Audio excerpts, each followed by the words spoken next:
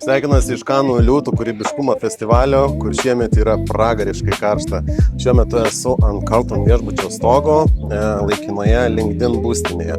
Ir ši vieta šiemet man ypač patiko. Čia sutikau pasaulinio lygio kūrėjus ir svarbiausia, dar kartą įsitikinau, kokį didelį dėmesį tiek LinkedIn, tiek visas festivalis skiria būtent kūrėjų ekonomikai. Tai beveik kiekvienoje partnerio erdvėje yra įrengtos vietos turinio kūrimui, studijos, filmavimo kampai, podcast erdvės ir toks jausmas, kad tai tampa nebe priedu, tai tampa tam tikrų standartų.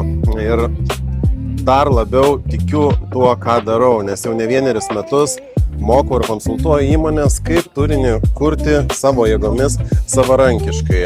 Sakysite, kad socialiniai tinklai ir platformos skatina visą tą daryti, bet ir kitos įmonės, kiti prekės ženklai taip pat skatina kurti turinį.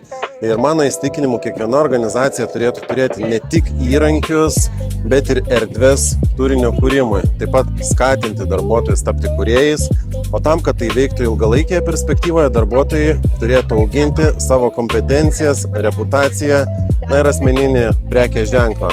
Būtent tada laimi visi, ir darbuotojas, ir organizacija, nes turi vykti mainai, mano manymu.